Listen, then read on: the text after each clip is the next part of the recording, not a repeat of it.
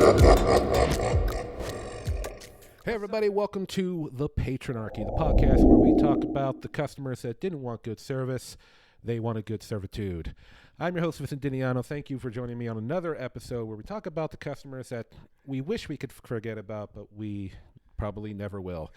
My guest on this episode is a man that I met just about 10 years ago when we were both working on a short film project. That's crazy. I know. And he's now an award-winning musician. Ladies and gentlemen, give it up for Frzy. Yes, thank you, man. I appreciate it. This is great, man. This is a good. I like the slogan too. I need that on a shirt or poster or something. I know. Yeah, thank you, man. Oh man, no, it's good to be in the building. Thanks for having me. I appreciate it. Thank you for taking the time, man. I know you're a busy guy, which leads to one of the first things I want to ask you is that I'm checking you out on social media and stuff, and you're so busy. And one of the things that I find interesting that you're busy about is that you're so busy with local organizations, groups, and events. Like you did the from books to bars with Carnegie Library. Yeah. You're on local radio stations. You went to with Woodland Hills High School to talk to kids. Yeah, man. I mean, a guy at your level in the career, it's if I understand most natural to be spending most of your time in places like New York or LA. Right. So why is it so important for you to still stay so involved in Pittsburgh? That's a great question, man. You know, it's I think growing up and having role models and icons, people we looked up to, you know, one thing that I noticed is when a lot of them made it big, you never really knew where they were from. Right. Like you would just know this person and be like, oh, they lived in this place, but you never really knew where their roots were, and you maybe see one or two interviews with it. And when I started looking up to, you know, the Jay-Z's of the world and the different artists that I'm inspired to, you know, when you hear Jay-Z, you know Brooklyn. When you hear Beyonce, you know Texas, right? There's these artists, Dr. Dre, LA. You know these artists or Tupac or Biggie that like have become such iconic figures that they are the places that they come from, and they bring a certain pride. And for me, I never wanted to be an artist that blew up and left my city and then just talked about it in interviews. I wanted to always be a part of it still, because I am who I am because of this city, because of Pittsburgh. And I always wanted to take the advantage to bring national press that follows me here on the local level, but also to be available to the city. I think that's one thing that a lot of artists and actors and different people from the city who have left, they've never made themselves available. They've become too big for the city. And I never wanted to be that person. I'm you know, I always this is where I wanted to keep my hat collection here, if that makes sense. You know what I mean? No, that's great, man, because, you know, I think that's something you see with like artists and various forms of entertainment. Yeah. They forget their roots, they forget where they come from, and it's important because, you know, they say, you know, like it's important to know be reminded of your own personal history, because where you grew up in the kind of community, that environment, it informs so much of who you go on to be, just as much as what's you're experiencing now. Yeah. But that's the building blocks. It's the foundation of who you are. So I'm glad that, you know, you're not forgetting where you came from. And you're staying connected and letting people know you're still one of them. Yeah, that's always what it is, right? We all bleed the same. We all breathe the same. And to me, I've accomplished a lot of amazing things in my career, things that are that I've never even thought I could put on a bucket list I've accomplished, and I have a lot of big things coming up. But still, the top of my bucket list starts at 1, 2, 3, 4 is all Pittsburgh stuff.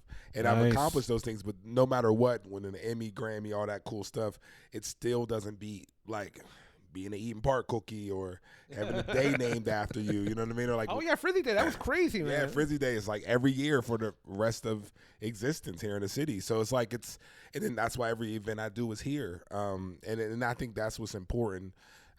Is to let the city know that it's beautiful and that everything that I do is a thank you letter back to the city. Dude, that's awesome. Now, this next part's for me. Okay. Speaking of connections, one of the things that you and I connect on is that we're both nerds in our own way. It's super nerds. Dude, right? Yeah. And I'm that guy. And I'm going to start with we're going to eventually talk about what you think about Marvel Phase 4, because I assume you've been keeping up with it. all the way. But first off, I know that you are a huge Black Panther fan. Huge. You hosted a premiere at the Tall Family Theater? Yeah, now it's called the Lindsay. Yeah, I'm actually on the board of it now. Yeah. Oh, that's amazing, man. Yeah, so Black Panther, Wakanda Forever, just quick, because I know it came out a while ago, but I haven't seen you in a long time. I know, right? We got to change that. Right? I know. Did you love it? Did you hate it? Or somewhere in the middle for you? No, I mean, I loved it. You know me. I mean, I have Wakandan tattooed all over my body. Oh, yeah. I still to this day I cry about Chadwick. Legend. And, he was one of my heroes, and for me, it was, even in the selfish tip, it was sad I didn't get a chance to meet him and say thank you for what he's done for me and not only my younger self and my nephew. I think what they did with Wakanda Forever was amazing. I think it was beautiful because not only did they have to readjust quickly, because they had the script all made out already. before. That's what I'm saying. So you have to readjust, but also respect enough to give Shuri her opportunity to be Black Panther, and to not listen to the people who don't read the comics and don't know that she took the mantle on herself. Exactly. Yeah. So and bringing Namor in and making him an anti-villain and making him serious, because I think when you think about anti-villains, you think about Venom, you think about Deadpool, right? And these people have been made into, well, Deadpool's always a jokester, but even totally. Venom in his movies has a very comedic background. So to make Namor that way, and I'm gonna say some spoilers. I'm gonna make it quick, but if you haven't seen the movie, go get lost in the jungle. You know what I mean? But even us losing Queen Ramonda and giving us deaths and giving these sacrifices and these things, and actually showing us how amazing and powerful Wakanda is, but showing us weakness within this movie was very bold. I think, especially with everything that was happening culturally in the world at that moment in time. But showing strength and build up. So I really loved it.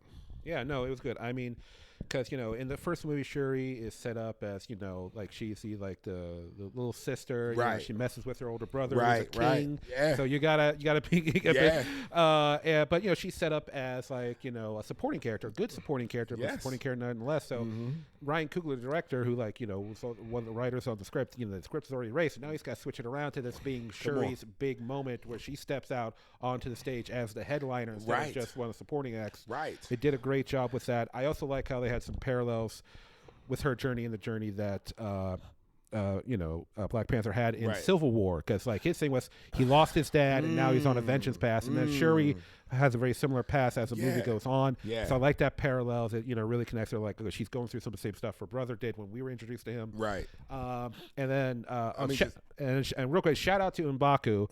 Come on, Baku. He was great in the first way, and this way, what I liked about him is he's still this awesome warrior, but we also got to see some wisdom out of his character when he's consoling Shuri at the funeral for the queen. That vengeance is in the way, and that this is not what they would want. I mean, we got Ironheart as well, right? Yeah. I think that they did a really good job of creating this ensemble of characters that are role players that really got a chance to step into the roles. And even thinking of Shuri as not even only just being a Black Panther, but because of what happened with her mother becoming the queen now, So it was a great journey and story. And I'm a Scorpio. I'm vengeful as it comes. I'm Scorpio too, man. That's why we besties, man. You know what I mean? So watching that movie was really, like you said, the parallels to Civil War and bringing that in, and even some of the things that they've done with Falcon and Winter Soldier, connecting, Zemo with all that stuff. So it's been a good move, man. Yeah. So now going into Phase 4, and then we'll get into the juicy stories. Yes, I didn't finish Secret Invasion yet, though. So okay, then we'll stay off Secret Invasion. That's still fresh. Yes. But yeah, Phase 4. A lot of people have saying the MCU hasn't been the same since Endgame. Right. I feel him to a degree, because with Phase 4, I think first off, Phase 4 got off to a great start with WandaVision and Loki. Great start. I personally enjoyed Falcon Winter Soldier. I know some people didn't like it. They should. Yeah, once again, go get lost in the jungle. I mean, it wasn't a flawless show, but overall, it got thumbs up for me. Yeah. But then I think we've seen a lot of ups and downs with the MCU. Some shows have been okay. Some have been just it was fine. I wouldn't watch it again. You know, Yeah. so I think that has a lot to do with the fact that they tried to basically do I think it was 17 projects in 2 years between It movies. was a lot. You know, like good stuff. Like It was a lot. like I personally liked Shang-Chi. You know, I thought it was cool. Loved it. Still one of the highest ranked on Rotten Tomatoes. I think it's at like a 97%. Yeah, no, it did really well. But there's other stuff like I gotta admit, even though it had a great cast, I personally didn't love Hawkeye that much. I don't know how you feel. Oh, you better, boy. You Oh. Okay? Hold on. Let me scoot over on this couch. I don't know who you are anymore. I don't know who you are. See, I think now you kind of. What would you give it on a scale of 1 to 10? Wow. Hawkeye? Yeah. It wasn't flat out horrible. It didn't make me like angry Okay. or be like. But I would say I give it.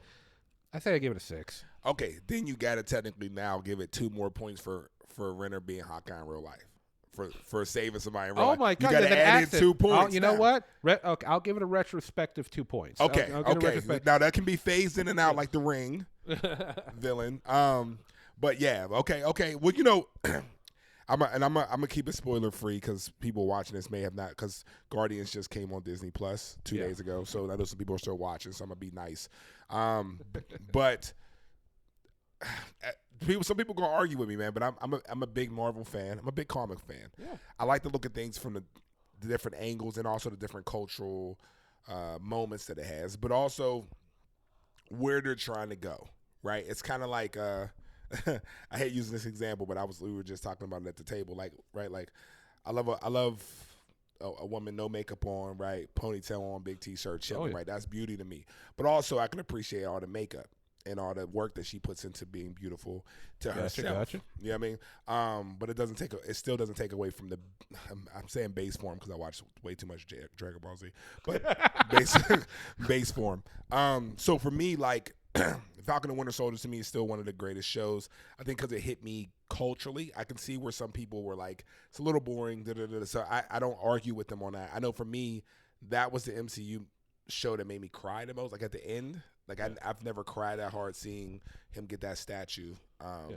Great moments. Great moments in that speech at the end. But I also understand that that's supposed to hit me different than it's supposed to hit you. Right. You know what I mean? Because of experience. So I can't ever attack somebody on that. Same with Mrs. Marvel. I love Miss Marvel because I love my goofy shows. Iman Vellani is great in that role. Great casting. She was wonderful. It's perfect casting.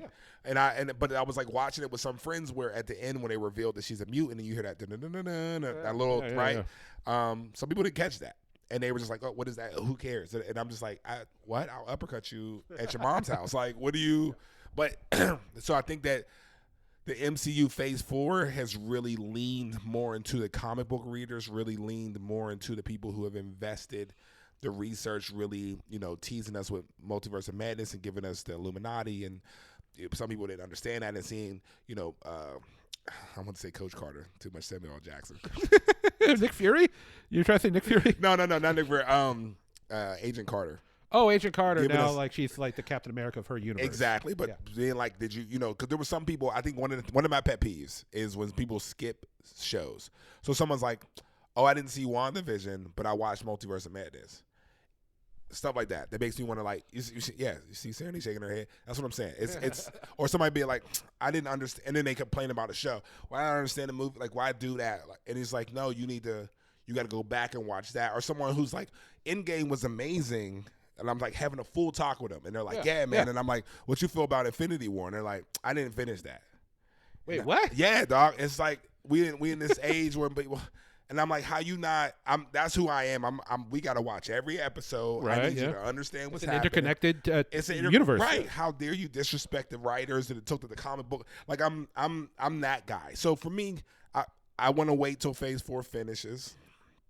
I want to see, you know, where we go, especially with the debacle of the DCEU right now.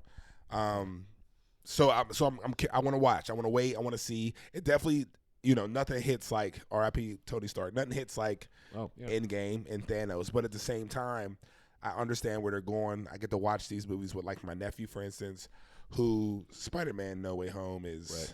I mean, we were in the theater standing up going crazy. Oh, that movie. Oh, my. Like, what was crazy about Spider-Man No Way Home is that it was unfortunately, like, leaked that we were bringing back Tobey Maguire and Andrew Garfield. But you know what? honestly, it didn't. It still bother, hit you, right? because my favorite parts of the movie. Not that the first half of the movie wasn't good. True. It was good. I was having a good time. But Same once here. just the conversations between the three Spider-Men, them Talk sharing their experiences and the differences, Right. You know, and I'm gonna like. Go ahead. I'm going to spoil crap. Go. My favorite part of the movie, Andrew Garfield's Spider-Man, given to say MJ, and him getting closure on not saving boy, you Gwen. better stop. You gonna have me mushy on this thing. You It- better oh stop. my God, I've watched audience reactions of people who sneak in keyboards. I swear, I just do it and watch it. That's what I do. I'm Right. like, because it's like I didn't know I needed that moment, and then they gave it to us, and I'm just like, oh, thank you. Come on. That's one of the things I love in movies, when like you got the kind of movies where they can give the fans what they want, Yes. and then you can also give the stuff where the fans, they didn't know they needed it. I didn't know I needed that moment. That's what I mean. Exactly. Well, also, I think, and that's my thing when it comes with the nuances. With Hawkeye, I didn't know that I needed them. If you would have asked me, if you would have asked me if I needed to know that he lost hearing, Right. I would have been like, who cares? But then it makes sense.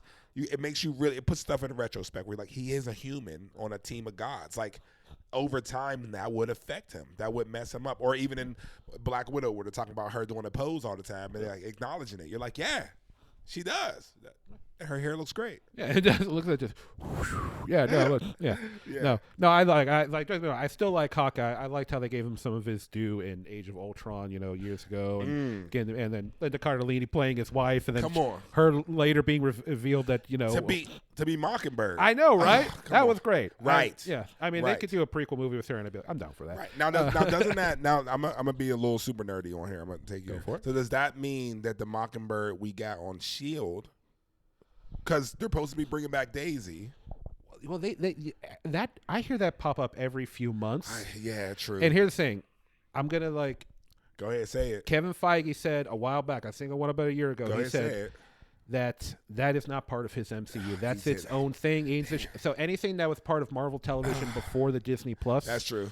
to him, that's its own universe. That's its own thing. So you don't think no Coulson and we ain't getting Coulson back? You don't think? They'll bring him back, but it'll be like they'll probably ignore the events of Agents of S.H.I.E.L.D. Right, and also we can say S.H.I.E.L.D., which is a multiverse situation, can't we? That's the beauty That of would the make me feel multiverse. better about myself. You can be like, okay, that's not part of this anymore, but Right. it still exists in its own In that continuity. okay, that makes me feel better. That was like a warm hug. I appreciate that. Thank you. 'Cause Okay. I'd be down for seeing Chloe Bennett come back as I'm Daisy. okay with it. Okay with it. Also too thinking of, but I still like, I rock with how they did Daredevil with the Netflix series. Oh yeah, I saw and like they other brought people him were back in. complaining about him and She-Hulk. I thought it was a good time.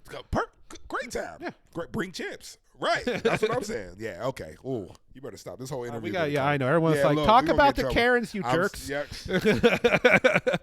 But anyway, so it has come time. Yeah. Frizzy, tell us of your encounters with the Patronarchy. Man, that's crazy. That's a great. You know what's interesting, man, is that I find myself in this space in my career where, the whole King of the Berg thing and all that great stuff, which I appreciate. I always try to say I surround myself with royalty. All my friends are royalty, including yourself and I appreciate it. and Queen S. We're taking a knighting, but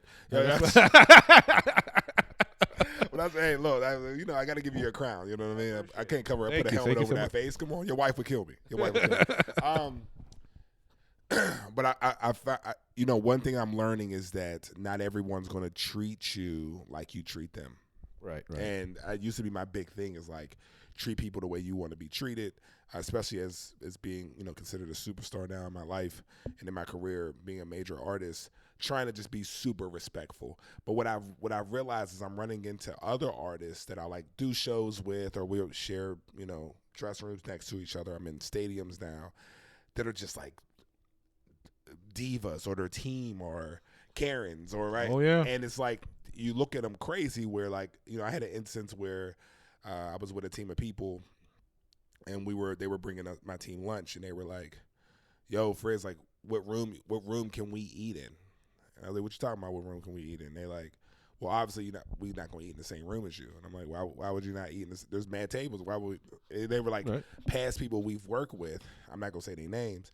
Would make the camera people or the crew eat in like a separate room so they couldn't watch this artist eat. The artists would have to eat by themselves. It's not like numerous artists do this. And it was incredible to me to be like, you think you're that you think you're that talented because you can sing some songs or make some words rhyme, but you're not eating in front of other humans, you better go get a window. What's wrong with you? You know what I mean? Like, so yeah, dealing with that has been. I got stories for days though. Okay, man. All right. Well, we can start wherever you want to. You can save we can go for the nastiest one you got, or we can start with the weirdest one you got. Whatever you feel comfortable starting it off with. Interesting. Nastiest one. Now, okay. Let me get a preference. Is this me reacting to them? Is it me just witnessing, or is it?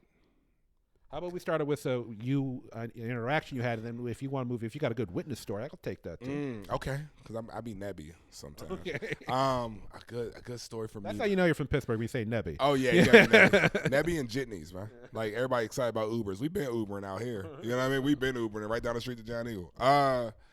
So let me think. Okay, so I'm okay. So I am. I'm a big guy, right? I'm 6'5", I'm 225. I'm a big guy. I got some muscles. Oh yeah, you got a solid foot on me. Yeah, I be in the gym a little bit, you know. But I'm very kind. Like I'm very, you know what I mean. Until I'm not. One of those type of situations. Okay. And you know, when I go places, I have security now, which is great. But like, that's if they need to shoot somebody. If we gonna fight, I'm gonna fight. But like I'm a very peaceful person. I'm a very patient person. I try to be very understanding. And I was going to this show. I was at the show and we had a thing where we were bringing some kids backstage to meet everybody. Oh, nice. And talk, which is great. And I always try to involve the kids if I can. And somebody comes back and one of the kids, and these are like college kids, so they grown enough. And they come back and one of the kids is just like rude. Like, I mean, you would think. Like I interact with everybody, and I like to take time to talk to everybody, not only sign autographs, but like have a conversation. Hey, what's going on? Because I want to know who they are. And I have a rule that like if I meet a kid in person and they follow me on Instagram, I'm gonna follow them back. Oh wow, no matter that's what, cool, right? Man. And like stuff, I'm not just gonna follow and creep. Like I'm going back to 2014. I'm like, I'm gonna do it at 3 a.m, so it's weird. But this kid was just rude, like just dropping stuff and like hitting stuff and like I'm talking to him, and he's just like giving me one word answers. He was one of those. Like the emo kids from TikTok, they got like the one super hair that kind of go over the eye, so you don't know if he like a pirate or not. Oh, okay. You know what I'm talking about? And at the end of the thing, like I would say something. I think I had my Emmy there, so I was letting the kids hold the Emmy. Nice. And I hear him in the background go to one of the teachers, "Well, why is that special anyway? I don't care. I don't want to be on TV. Why should I care about this?" So when everybody was leaving, I closed the door before he gets out, so it's just me and him in the room. Oh. And I try to have my little intervention moment, right? This like, week on right. Emmy. You know what I'm saying? So I'm like, or trying to give him a hug, and I'm like, "Yo, you good?" He's like, yeah, I'm good. Why? I'm like, I just heard you running your mouth over there, so I just, you were talking real tough. Obviously I don't want to fight you or nothing like that, but I need to understand like what make you feel so tough. Like you don't have to be here. What made? Did they sign a permission slip or something? He's like, well, I'm a rapper myself. You know what I'm saying? I just like. We ain't got to be cool with nobody. I just out here, I'm trying to do my thing. I don't need no help from nobody. And one of my big things is if you're not asking for help, your dreams aren't big enough. Right. So it was a situation where I sat down with the kid. We talked a little bit, and now I've helped him. I got him some free studio time, got him in place where so he's enjoyed. But it was this, and I'm going to be showing my age a little bit. It's this generation of like, I don't need to support anybody, or I do everything and I can do anything. You know what I mean? It's like this. Yeah, I think that's a place that what's that called? Sigma male kind of. Oh, is that a thing? Yeah, it's like a lone wolf kind of mentality, what? right? Yeah, it is. Yeah. We got the alpha male's old school. Now we're in the sigma male where I don't need nobody. See, that's why I live in my space where I don't like to say I'm an alpha male. I like to say I'm an apex. Okay. Where like which means I can still help and hunt for everyone, but I don't have any predators. Gotcha. Like, I'm not worried about anybody eating me. But I can still like be productive and help people and be positive and make other people powerful. Apex is make other people powerful. Right. That's the whole point. The whole point is to make somebody more powerful than me. That's the whole key to power. But there's those are all the guys. I can't cuss on here, can I? Can I cuss? Oh, I can cuss? Yeah, we'll bleep it out. Okay. Make sure you bleep this out. All these dudes with these little dicks that's out here trying to be super tough or trying to be, or talking down to women or trying to be, I think that's the problem with social media right now is that you can control how people see you. Right. So you never, and most people don't even want to see themselves. Yeah. No, it's true. Like on social media, even if you aren't using an actual filter, your image is like the app itself becomes a filter because you can present your way. And I've known people who like they'll post on like their Instagram, their Twitter, and they'll take a picture and they'll take the picture 10 times before they find the picture that represents what they want to be shown. Right. And it's like, look, you want to be beautiful, do your thing for sure, but just carry yourself with respect, right? I know kids and people who got 2-3 million followers that call me every day for advice on their career and work at McDonald's. Shout out to McDonald's because I love a number one. You know what I'm saying? And there's no shame in that. There's no shame. Right. I'm a freaking security guard. Right. That's what I do. That's how I pay my bills. That's how I make my wife know we're gonna get our bills out of the way. Right. But see, what changes things is you are who you are. Like ever since I've known you, you've been this amazing guy, this hardworking guy. You're being too nice.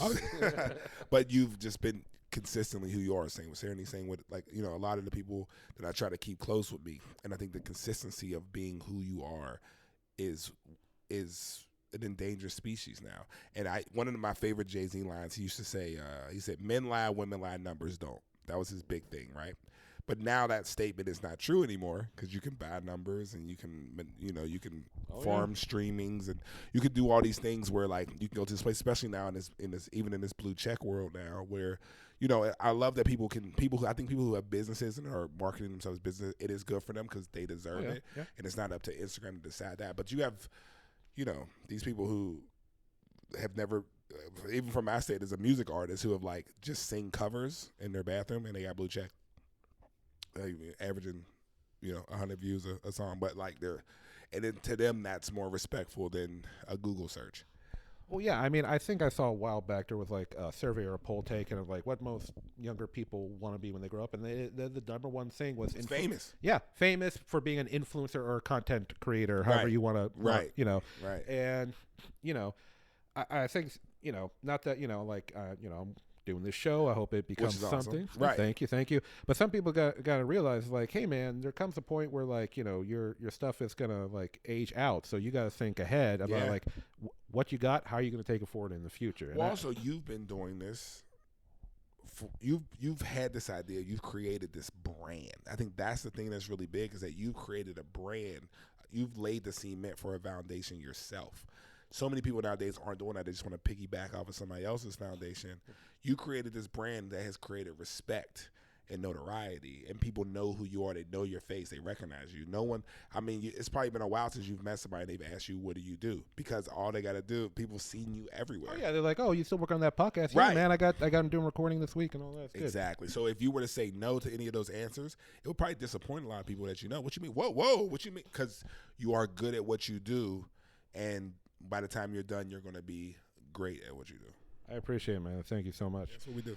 Yeah, because I've done other stuff before. Like, as like we were just talking Marvel, but I've always loved movies ever since, I've been, fucking Shawshank Redemption is one of my favorite films. Come on, but I can also go the other end of the spectrum and be like, I love Shawshank, but also Scott Pilgrim vs. the World is also my top 10. And they both got a little bit of violence in them. I like it. Yeah, and the first content I started making online was movie reviews and discussion, and I'm still passionate about talking about film and stuff like that. Which is amazing. How does it make you feel seeing this new generation break down movies and not even understand the cinematography in it or not understand the scripts? It's a learning process, and I've had to learn. There's definitely stuff over the years that I've been ignorant about, and learning and I say just learn and listen to people who've worked in the industry, whether they're they write articles or podcasts, right. And people talk about critics know nothing. Well, is it just maybe you just haven't found a critic you agree with yet? Because people treat and this is because of Rotten Tomatoes. Come on, talk about it. This is your therapy. Talk about critics are not the Borg from Star Trek. They're not a hive mind. Okay. They're not one blobular group, amorphous thing. Did you use the word blobular? Blobular, that is amazing. Thank you. Yeah. They're just like, and don't get me wrong, there's definitely times where like I've agreed with certain critics, but some of them I love like the guys from Red Letter Media, Mike Acosta, Jay Bauman. Yeah. They did a review of the Joker movie, Joaquin Phoenix, and I forget which one. I think it was Mike who didn't like it as much, and Jay defended it a little bit more. Yeah. And, you know, I disagreed with his opinion, but I still love listening to those guys. They don't have to agree all the time. Right. You don't. And, you know, I hate to say this, but every once in a while, ladies and gentlemen, I'm maybe going to get some heat for this. Sometimes the audience gets it a little wrong. Ooh, Like sometimes, hey, I'm not mad at it. You got to say it. yeah, because, you know, because I think sometimes, and I think this is definitely, people don't know that sometimes Hollywood is purposely making dumbed down films because they'll be easier to in foreign markets that don't speak English, and it's more about like, I'm sorry, I liked the first Transformer film. The later ones, it's just like, oh, what's going on? A new Transformer that's more evil than Megatron showing up. They're looking for a thing that turns on a big thing, and that was the plot for the first 5 movies. If we don't put this clip doesn't go on TikTok right now. I just want to take me. All right, zoom to him. Right, I'll come back to me because I like myself. Yes, no, you're right, though. TikTok and YouTube Shorts. It's going right up. Oh, right. You are listen, this show needs to be called just Unfiltered, man. Literally. That is amazing, though. But you're knocking it out of the park. You're right. Like, it's messy. Yeah. And these people, and a lot of people don't take, well, it's just like we talked about earlier, they don't take the time to appreciate the cinema or to appreciate what's come before it or what's coming after it or to understand the space in it. Like, you know? And it's okay to have very, like, for instance, one thing I don't know, there's like, I wasn't personally the biggest fan of some Zack Snyder's DC films, but one thing I won't deny, I'm like, the guy's got amazing visuals in this film. Yes. I will never take that away from the guy. I may disagree with the way he handles the characters, some of the story. Who's your favorite Zack Snyder DC character? Oh, out of Zack Snyder. Okay, so that's gonna be who's your favorite? Like, and then I got another question for you. That would probably be. You know, and that's probably because I just love the actress so much. But Margot Robbie as Harley Quinn was just like, yeah, you nasty. Why you nasty? Your wife listens to this. You are nasty, B. No, that's okay. Now here's another important question. I want you to answer honestly. All right. If you answer wrong, I'm gonna hit you. But I need you to answer honestly. Who's your Batman, man? Who's your Batman? I know you. I know what you like. You love solving crimes and you love mysteries, but you got a little violence in you. People don't know you get a little violent. Some days you want to be Captain America. Some days you want to be Wolverine. That's what I'm saying. You know? Everybody out here like, oh. I mean, nostalgically, Michael Keaton will always have a big place in my heart. Okay. I'll allow it. I'll allow it. I love what they did with Robert Pattinson. I think he was great. Ooh. Ben Affleck's probably the best. Oh, what you just say? What you say about Robert Pattinson? I enjoyed the Batman. Ben Affleck probably the best cast because he nailed both the Bruce Wayne and the Batman side of it. You almost lost me. Okay. I guess I'll have to go with Michael Keaton because even in that Flash movie when he showed up, I felt like I was 5 years old. My butt cheeks get tight and my dick get hard. Yes. Okay. Yes, it did. When he came out with the long hair, don't care. Oh yeah. She was like, "You want to get crazy?" I was like, "Get without Alfred. Without Alfred keeping him." That's together. what I'm saying. It makes sense. Yeah. But Ben Affleck's my guy. I gotta go. Ben, that fight scene with Ben is crazy. We'll have to find another time that you have me back on, or we'll do like especially because I want to get Serenity in this conversation too. I can't do Patterson. I can't. I can't do it. I watched it a couple times. I'm like, listen, the visuals are amazing. I know some artistic stuff. I fucks with it, but I can't. He's the same the whole time. He's the same Bruce as he is Batman. I've heard about that complaint, and it's like I can understand it because like this is supposed to be a version where he hasn't figured out. Oh, I need a public persona because he's so retracted from society. You're right. I hear. And they need to. And I'll say this: if he doesn't start developing in the second movie, I will be disappointed. Oh, I'm gonna call you. We going on day one together. I'm down. We going on day one because I'm just like Batman. We not walking in clubs starting fights. We're not doing it. You in black. You a bat. So that means you've already established you need to be in the shadows. In the beginning of the movie, you come out the shadows on some gangster shit. That scene was dope. He came out. He was fighting. I'm vengeance. I was feeling it. I'm invested. And then you go into it. You just knocking on the door and going to a club. You know what I mean? You just walking around fighting people. He hitting bullets with bats. Listen, I don't. You gonna get me started anyway? Let me stop.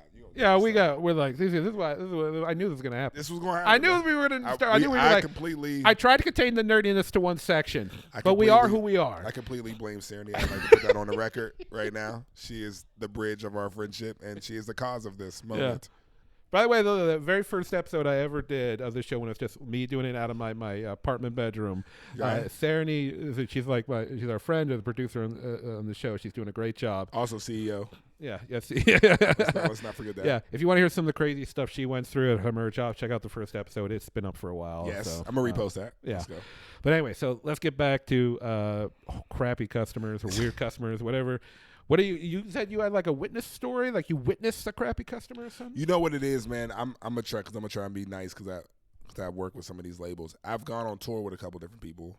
And I've witnessed a lot of these artists that people, I think it's starting to come out that some of these people are terrible people, but it's hard to you get in a space in your career where other celebrities, right, see me as a celebrity, so they feel safe. So they talk, they run their mouth, right? And you see them do stuff now, especially these rock stars, quote unquote, that people call rappers. That's all I'm going to say. Okay. That they are spitting in girls' mouths during shows, right? They call it bird feeding. I was at a show. Ew. I was at a show. Let me tell you one of the things, and till this day it bothers me the most. I'm on this tour. I'm opening for another artist, and I open for him. It's huge. And I'm going to just say the show is at the Key Club. That's all I'm going to say. People want to do their research. They can figure out who that is. I'm opening for this artist in L.A. The show's amazing. Sold out. Big show. He comes on stage. He's performing. He's doing his crazy shit. And there's this girl who was in the front when I was performing. All right. Huge fan of him. She's screaming. He brings her up on stage. She's trying to like touch him, of course, like a fan would. He bring her up on stage, and he asks her something. She answers the question, and he's like, "Nah, you too ugly for me, man. Kick that bitch to the back of the line." And he like pushes her, and she falls into the crowd, and they crowd surf her all the way to the back of the thing, and she couldn't make her way back up. Now, remind you, she paid money. I mean, she was standing outside from the beginning. She paid money for that ticket. She's there as a fan. You don't know her personally. She's there as a fan. So to be in this space where he was just so cool with sending her back really bothers me. When I saw that moment, we got in a little argument in the back by the tour buses because I wasn't cool with that. And I went out and saw the girl afterwards and talked to her and gave her a hug and took some pictures because I felt really bad for her because, he really didn't care. He wanted to be popular in that moment. Dude, that is such a sad story. I mean, dude, I respect you. So much respect for it, just showing that woman the humanity she deserved. Oh, come on. Exactly. Like, if it's not for them, we're not who we are. Yeah. We can be as cool as we want to be. If it's not for the fans, we are not relevant at all. Exactly, yeah. I mean, for him to, like, act like that just to seem, cool or dominant in front of the rest of the crowd. Dominant's a good word. Yeah.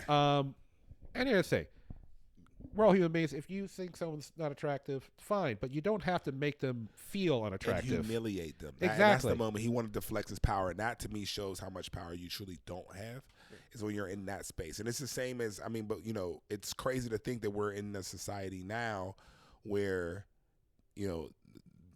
the momentary popularity is more important to people than even their dignity, or they would rather be famous or popular for anything just to be famous or popular. That girl who threw her bra on the stage. You heard about that with Drake? She had the Triple G or something like that. People didn't even know that existed. And Drake saw it, and was like, "Oh my, find that girl immediately." Whatever. Right. She's now doing the cover of Playboy magazine. Damn. She for not for throwing a bra, for having big titties. That's about it, right? Right. But it's like I would love to know more about her, right? I would love to, but also there's girls right now that are that's been modeling for decades, been spending money, been investing, have a comp card, all these things, agent, just trying to get Playboy to call them back because that's a dream of theirs, a career that they've worked so hard for, and this girl's just moment. 15-second video. Yeah, I mean, kind of good for her. But if you're lucky enough to have one of those moments where just one thing got you this, then don't waste it. Don't take it for granted. If you got it, make it whatever you can be. Give back. Help other people. Like if you got that chance where you got to skip ahead of the line, which is what it is. Okay, when you get to the head of that line, make sure you do the best that you can, and remember all the people that are behind you in line. And that's the problem. Not only they're not going to, but they aren't doing it. You know why? It's that I call it the lottery syndrome. You see people win like $10 million in the lottery and it's gone in a year. Yeah. And you go, how you spend $10 million in a year? How's that possible? It's because they didn't earn it. So they don't have any appreciation for the money. They don't have any appreciation for what it's worth, what it means to have that type of money, what it means to want that, to keep that money, the grind that it takes to create that thing. And that's what's happened now, is that they're giving them these moments and they're not, they're squandering it because they didn't earn it. They didn't want it. They didn't, even though it could exist.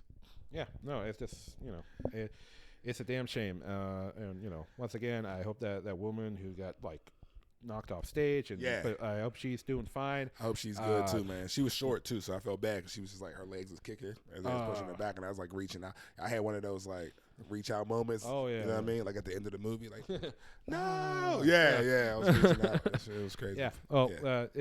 If she happens to be listening or watching, I hope you're doing okay, and I hope you have much better experiences in the future, because no fans should be treated like that. No, not at all, man.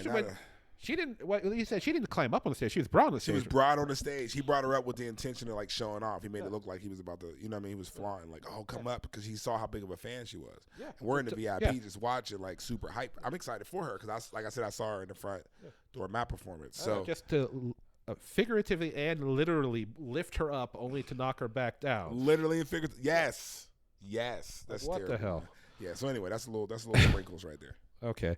So, oh man, dude. Time flies, man. Time flies. I know. I feel like if we don't wrap it up soon, we're going to get into a discussion of another superheroes. I know. How do you feel about the 90s Flash series? No, I'm just John Wesley Shipp, great guy. Anyway. Man. But anyway, dude, Frzy, I know you're so busy, man. I really appreciate you taking the time to come out and do this. Man. I appreciate it. I appreciate you, man. Love you to death, man, for real. And proud of you. I appreciate everything you have going on over here. And that's what it's all about, I think. Like you said, remembering where you came from. And you don't know where you're going unless you know where you've been. Exactly. And, I'm always happy to come back to where I'm from, because what's behind me is what has my back. And, I love you to death, and Serenity and the whole squad, man. And I'm not who I am today without the support of you guys and the conversations I've never heard, because I know there's conversations that you guys have had to have about me, and the respect that you guys have given me of conversations I've never heard have gotten me to places where I can hear them now. So, dude, hey, we love you too, man. And congratulations. Oh, I remember a few years when you did, just real quick, and then we'll wrap all this up. I saw you were doing the New Year's Eve show here in Pittsburgh. I'm sitting there. On TV. Yeah, and I'm sitting there with my future wife at the time, and I'm fiance. I know that guy.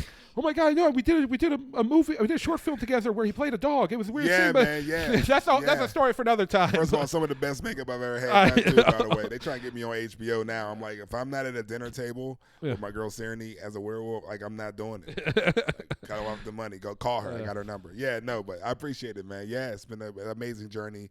Bigger things are coming. I can't wait to come back. I know. Oh, we're always happy to have you back, man. Yes, sir. Yeah, man. No, I appreciate it, dog. No, they can they can follow me everywhere. It's Frzy, Frzy, everywhere on everything. Blessed to be at this place in my career where my name gets to be my name on all the social medias. You know what I mean? But yeah, I'm also on Threads, which has been a lot of fun because I'm just on there cutting up, saying whatever I want to. But yeah, just everywhere you want to be, I'm there. And also, like I said, everything's going great right now. We got some big announcements coming up, so just having a lot of fun and pushing. So yeah, follow me, and I'm pretty sure I'm gonna follow you back as long as you post. Oh, totally. Yeah. But anyway, let us know down in the comments your stories. Don't forget to like and subscribe. You can watch us on YouTube. You can check us out on Spotify, iTunes, everywhere you listen to your podcast. And, of course, we're on the social media. We got Instagram. Come on. We got Twitter. We got TikTok. Yes. We got Facebook. Are you on Threads? I'm gonna set that up soon. I wanted to see how it played out because it came in hard and crazy, and all of a sudden they were like, "Yeah, it's okay." I don't know. I wanted to let it breathe. Let it breathe. That's smart, man. A little CPR. Let it breathe. But anyway, you can find us on social media at the Patronarchy. Check us out later for future episodes, or maybe just a goofy meme I'm gonna post. But anyway, guys, thanks for tuning in. We'll see you next time. Holla.